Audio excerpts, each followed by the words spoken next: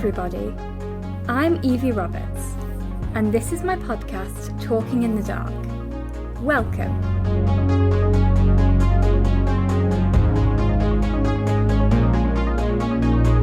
The aim of this podcast is to raise awareness about blindness, visual impairment, and disability in general, in a happy and light-hearted way. For those of you that don't know, I am blind. I was born with a condition called bilateral anophthalmia. Try spelling that one. It basically means that when I was born, my eyes didn't develop properly, so I wear prosthetics instead. The goal of this podcast is to remove some of the stigma and stereotypes around disabilities, whilst also having fun at the same time. Each week, I will be interviewing people from all walks of life, including some with hidden or physical disabilities like mine, and getting to know a little bit more about them and the lives they lead. This week, I am very excited to tell you that I will be talking to multi-gold medal winning Paralympian and member of the House of Lords, Baroness Tanni Grey-Thompson. My name is Evie Roberts, and this is my podcast, Talking in the Dark. Welcome.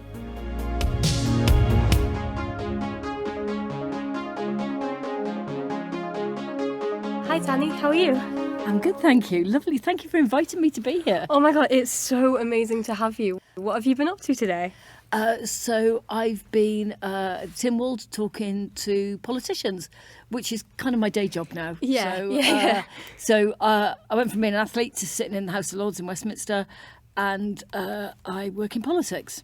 Wow, I imagine that was a massive change, going from like an athlete to a politician. Do you know what? There's a lot of similarities to it. So as an athlete, you've got to be quite focused, driven, determined. You've got to train every day, or sometimes twice a day. Mm-hmm. You've got to put a really good team of people around you. And in politics, it's quite similar because I'm not affiliated to a political party. So there's about 170 odd of us in Parliament who are not affiliated. We're called crossbenchers. And because literally we sit in the benches that go across the chamber. It's kind of similar. You've got to be quite creative in terms of, making your mark. So, there's more similarity than you think. And what I do find really funny, people always say, oh, sport and politics shouldn't mix, but there's quite a lot of politics in sport. Yeah. And obviously they clearly do mix. Just look at you. They clearly do. Yeah, and I'm very lucky. So, there's been some other athletes who have gone into politics, like Seb Coe, who was in charge of the Olympics and Paralympics in 2012. So also there's been other people that I could follow and kind of learn from their experiences. Well, that's always good. You've got someone to look up to. Yeah, and I think that's important. I mean, from being young and wanting to be involved in sport, there's people I looked at and thought, right, I want to be like you. And it's sort of similar in politics. And I think whoever you are, whatever you do, you can always learn something every day to be better. Oh, yeah, definitely. So to begin with, I was born with my disability, and I know that you were born with yours too. So could you tell me a bit about the condition you were born with? So I was born with spina bifida. And there's kind of multiple sort of different sort of versions of it. But for me, I'm missing some vertebra at the back of my spinal cord. So my spine's not protected. So when I was born, there was already some damage to the spinal cord. So I could never walk very well. And then as I grew, my spine collapsed. And it was my home vertebra that severed my spinal cord. So I always kind of laugh a bit when I say it because they couldn't stop it. It was always going to happen. There wasn't any pain. I didn't miss any school. I mean, if anyone had ever met my mum, becoming paralysed wasn't a reason to miss school. So, my parents were just very, okay, this is you, this is your impairment, kind of get on with it. And so for me, having a wheelchair, was amazing because from walking really badly, I then had a wheelchair and there's lots of stuff I could do, which was, quite exciting. Yeah, I would imagine. How old were you when you got your wheelchair?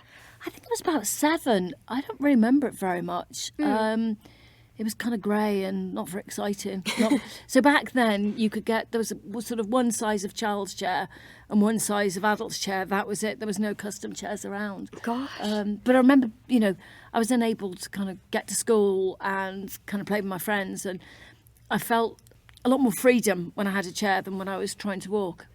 Yeah, I could actually imagine, because obviously you've mentioned that walking was really tricky for you. So I guess in some ways it was easier having a chair. Yeah, it was, absolutely. And then, it was about being fit and strong enough to push it around and to be able to get where I needed to be. So, that was pretty important. So my parents encouraged me to play sport because it was about being fit and strong and getting where I needed to get to. Yeah, definitely. Now, obviously, speaking of school, I mean, we are currently, together in person. We're sat in the drama department of my school. But what was school life like for you? It was all right. I mean, there were a couple of children who sort of treated me differently because I was a wheelchair user. But, I had really good friends who, just sort of weren't that bothered about it. I got to go to mainstream junior school near where I lived. But then when I went to go to high school, I thought I was going to go to the same school my sister was at. And then the head teacher basically wrote a letter and said, we don't take people like Tanni at our school. My mum and dad were fuming. And so they used the work of Mary Baroness Warnock. And she'd done a lot of work on educating disabled children. And her work said, actually disabled children deserve the right to be mainstreamed. So my parents used that to fight me to get me into a good school, not particularly anywhere near where I lived. But that education was massively important, because Dad used to say to me all the time, education gives you choices. And, as a 9 and 10-year-old, I was like, oh, whatever. Yeah. Like, oh, here we go. Here's the lecture again from Dad. But he was right, because... education, whether it's formal or informal, it opens your mind to what you can achieve. So, yeah, without that, I wouldn't have found sport, and I wouldn't have found, I wouldn't have been able to go to university, and, I wouldn't have been able to have the career that I had in sport. Were you upset that you weren't able to go to the same school as your sister? A little bit, but then... she hadn't really talked much about it, but then she sort of started telling me how inaccessible it was. And I literally wouldn't have been able to get around the school. So even though the school I went to wasn't great for access, it really wasn't. It was better than my sister's school. So in some ways, yeah, a bit upset, a bit annoyed. But for me, what was important was getting a decent education. Yeah, definitely. Like you said, education opens so many doors and gives you so many opportunities. So do you know what you want to do when you leave school? I think I want to either just continue the podcast because I love it, or I want to go down like a career in radio or journalism or something like that. But it's so tricky, like picking your GCSEs and stuff. Like I did that last year, right? That's tricky in itself. But then being sat there as a 13-year-old going, what do I want to do with my life? Yeah, you see, I still don't know what I want to do in my life, and I'm a lot older than you, so... It's so hard. It never gets any easier. It's so hard being sat there like, well, if I pick this, then this might be able to do this. But you're really thinking about, what do I want to do as a career? Where do I want to take my life? And the honest answer is, I don't know. So what GCSEs are you doing? So basically, usually people pick 4 GCSEs. I pick 2. So I've got the core subjects, maths, English and science. And then I've got food tech and music. Right, okay. Yeah, so obviously, quite vastly different. But music because I enjoy it. Yeah. And food tech because cooking is a life skill.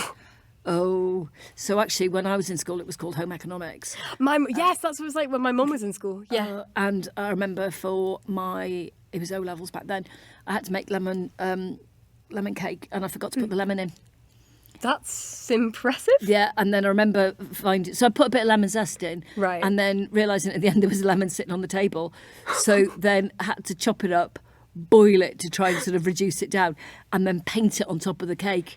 So that at least when you smelt it, it smelt quite lemony. Didn't really taste very lemony, but yeah. So there you go. That's a lesson. Yeah, you can always find a way around.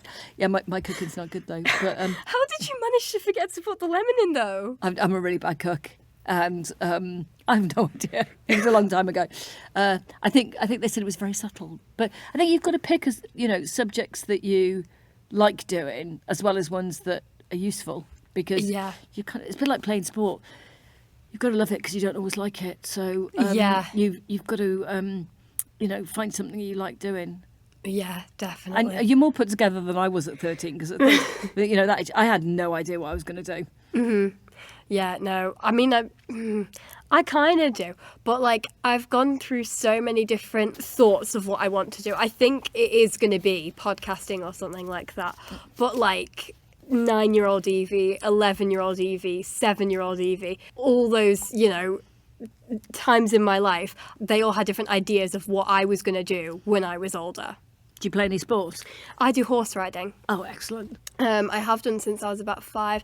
It was a brilliant idea from my family, and I was like, yeah, why not? But yeah, I do that. But sport's a tricky one because sport isn't always accessible when you're visually impaired. It is really difficult, and we find that all over, that sometimes parents might want to wrap their children in cotton wool and not let them play sport in case they fall over and hurt themselves, or, you know, finding sports that you can play with other people, or not, you know, not necessarily, you know, every blind or visually impaired person wants to play sports that are only played, you know,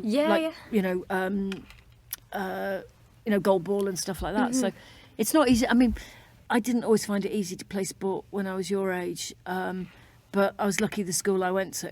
And if I'd gone to another school, I wouldn't have had any opportunity to play sport at all. So I think it can be quite complicated. You know, 2012 was an amazing Olympics and Paralympics. When were you born?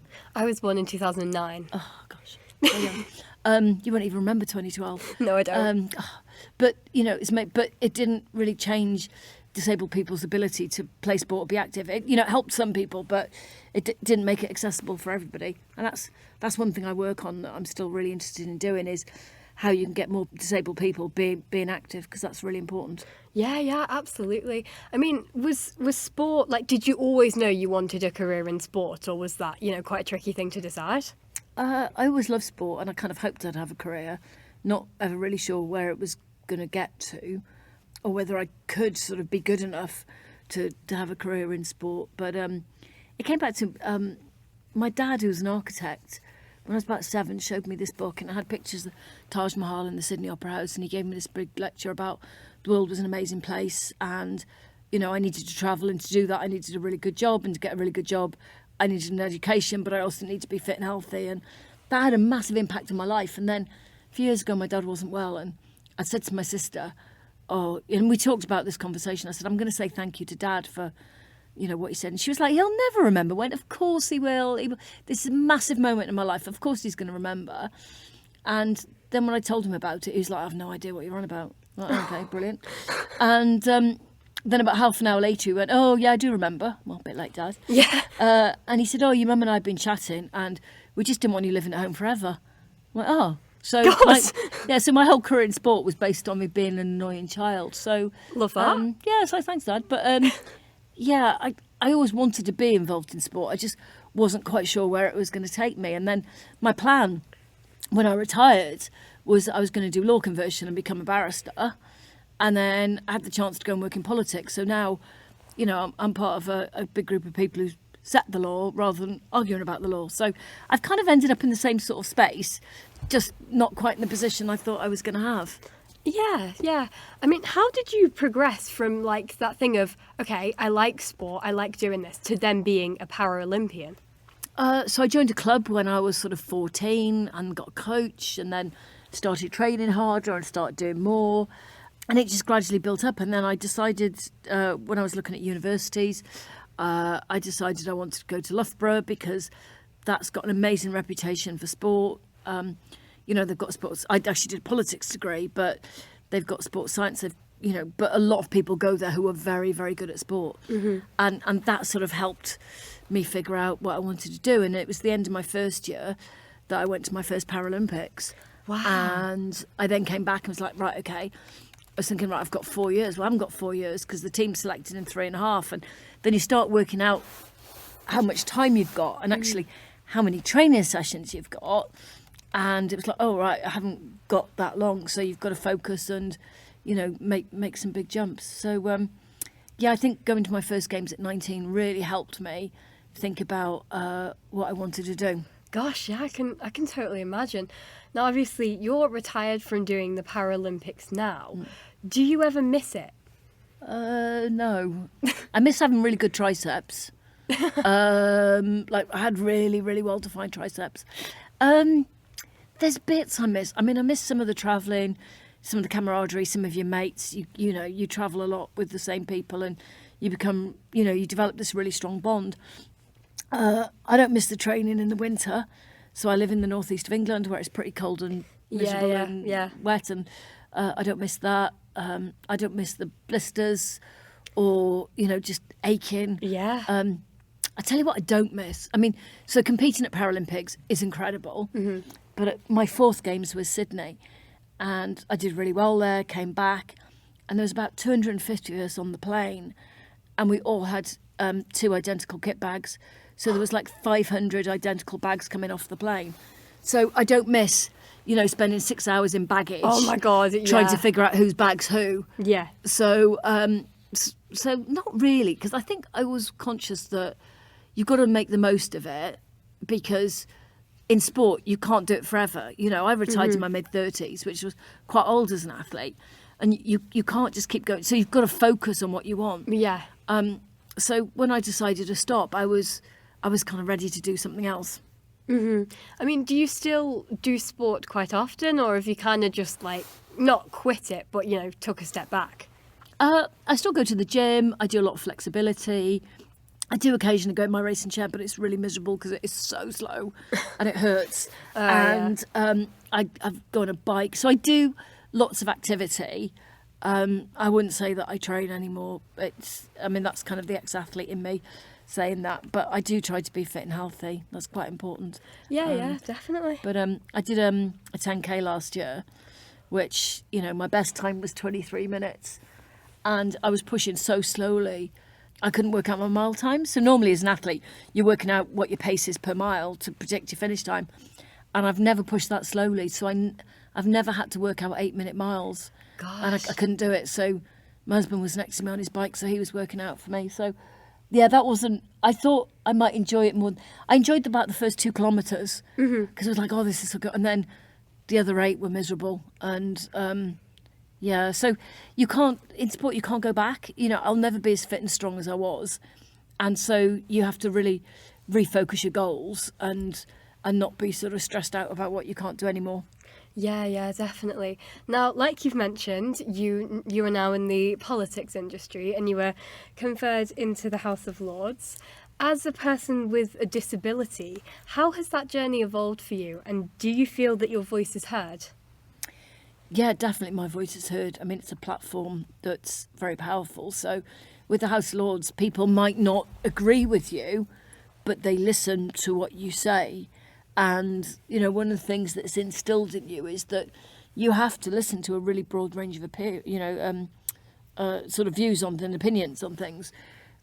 You can't just live in an echo chamber. And I think sometimes, as much as I love social media, it can be an echo chamber where you're only fed sort of similar views to your own. So it's really important to go out and find other views. And as a disabled person in Parliament, there's lots of other disabled people who sit in the House of Lords. I mean, it's an old building, but they've done a lot of work to make sure it's accessible as it can be, so I can get to every single part of the building.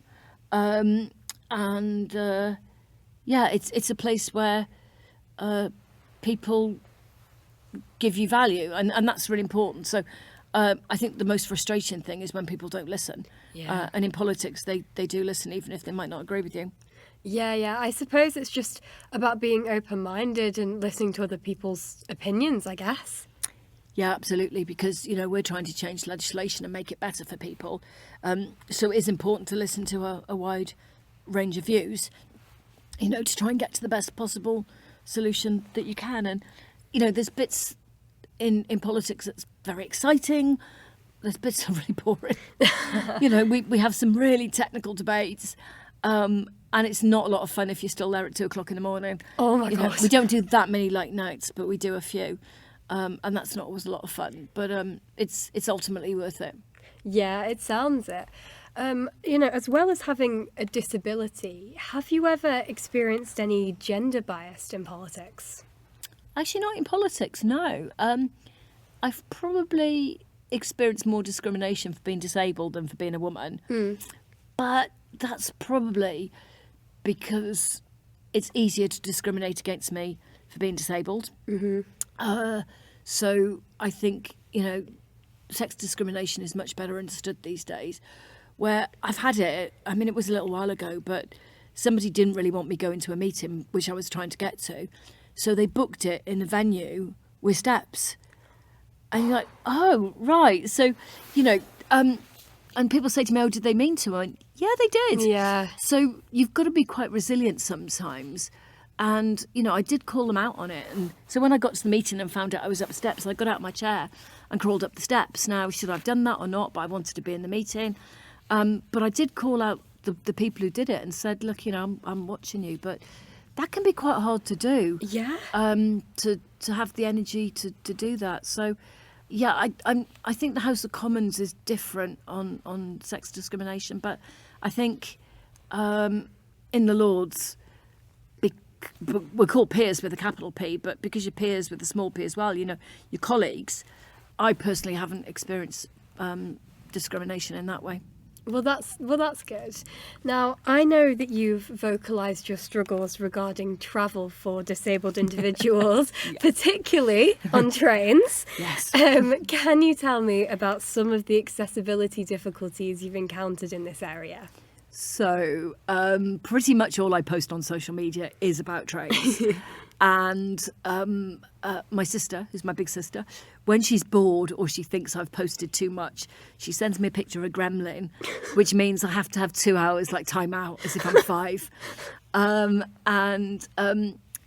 What I'm trying to do, it's not about complaining to the train companies. It's about, some of it is about them being aware of what they do. But it's also about educating non-disabled people. Mm-hmm. And so, I've had to crawl off a train. I've had to crawl on a train where nobody came to help me. I've missed trains. You have to take much longer journeys. And so, for us, the Disability Discrimination Act promised that trains would be step-free by January the 1st, 2020. Now, every government has allowed derogations. That basically, they've kicked the can down the road. And it's now going to be 2070 before trains are accessible. And some of the campaigning work I do is about having audible announcements. So, a lot of trains or buses now have LCD announcement. Well, that's great for me, but no use for you. Yeah. So, we've been arguing for having audible announcements, so everyone can use buses and trains. So, I post, and it's actually really interesting. In the last couple of years, I now have, if I'm on a train, I'll quite often have a non-disabled person say to me, are you okay? Do you need a hand? Can I get someone? Mm-hmm. Because they've either seen my social media feed or they've learnt about it. So for me, it's about that education because, I don't know, I guess if you go somewhere new that you don't know, how do you find your way around? Where do you know where the help point is? Or So this is another row I have about where help points are. I can find help point because I can see it, but I might not be able to get to it. Yeah. You might be able to get to it, but you might not see where it is. Yeah, exactly. So it's having things which work for everyone to make it, really inclusive. So, but it was quite funny in the summer last year. My sister was away for 3 weeks without any access to the internet. So I did go a bit mad on social. I don't blame you. And then when she came back, she rang me. And just as she got into sort of internet area and went, how much have you been posting? I went, yeah, quite a lot. So, so she banned me for a bit. But she's not, I'm not sure she's my conscience, but she'll say, right, okay, you need to just take a breath. Yeah. Yeah. Don't be so angry. But sometimes it's quite useful. Yeah, sometimes in a way, being a little bit angry and, standing up for what you need, sometimes it works. Yeah, you do. I mean, it takes a lot of resilience, but we had an incident a couple of years ago where a train company had brought in some new trains which were meant to be step-free access, but then they'd removed the ramps from the stations where they still needed a ramp. And they'd built what they called a cafe bar, but it was at the other end of the carriage. So me as a wheelchair user, I couldn't get to the cafe bar. Mm. And I think we posted something about, how do I get there? And the response was, oh, don't worry, you'll be in sight of the cafe bar. So there's a group of disability rights campaigners, we're all on social media. And it was like, well, I might be able to see it, but I can't get to it. Yeah. And a friend of mine who's visually impaired with a guide dog, she was like, well, I can get to it, but I can't. And then we had all these jokes about how she'd send her guide dog to get me a sandwich, but it might, Ava might eat the sandwich before it got back to me because she's a golden Labrador. Oh, yeah, yeah. So, not going to happen. And so, sometimes a group of us spark off each other a little bit because, being in sight of a cafe bar, and who used to, I can see it, but I can't get there. Yeah. And, I think they removed the posters in the end because they realised it was a bit daft. Yeah. Yeah, there's a point where it's just like, let's just remove them. Yeah, just design a train that we can all get to the cafe bar. Yeah, it's not that hard, surely. Yeah, exactly. Yeah. Now, you've mentioned, obviously, that when you are on trains, you'll get, like, able-bodied people asking you if you need any help. During your lifetime to date, do you think that people's attitudes towards disability have changed? Yeah, I think some of it's better. There's more understanding about disability. We see more disabled people out on the street. There's more disabled people on TV. Emmerdale and EastEnders have had disabled characters. You're more likely to see a disabled character in like a US TV series or a film. So some of that's, quite interesting. Now, I was watching a film last week, but I can't remember the name of it, which is not helpful. And it had a wheelchair user as sort of a part of the character, and you can't go, oh, but the story wasn't about him being a wheelchair user. It was just, he was just in there.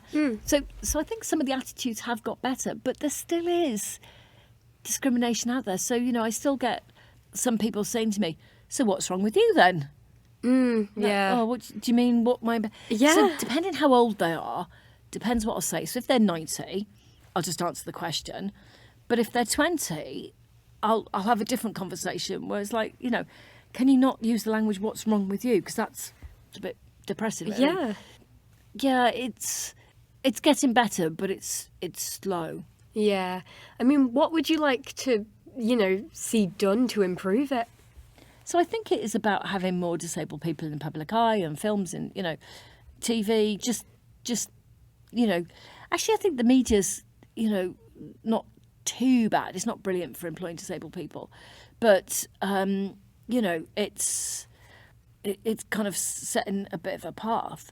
So, for me growing up, there was a journalist who worked on the radio, Peter White, who was visually impaired, and he presented on Radio 4. Now, he presented before any of these, like the fancy bit of equipment you've got in front of you, before that existed. He had Braille on printed paper. Yeah. I mean, stacks of it to get through a half-hour show. Oh, yeah. I mean, mountains of it.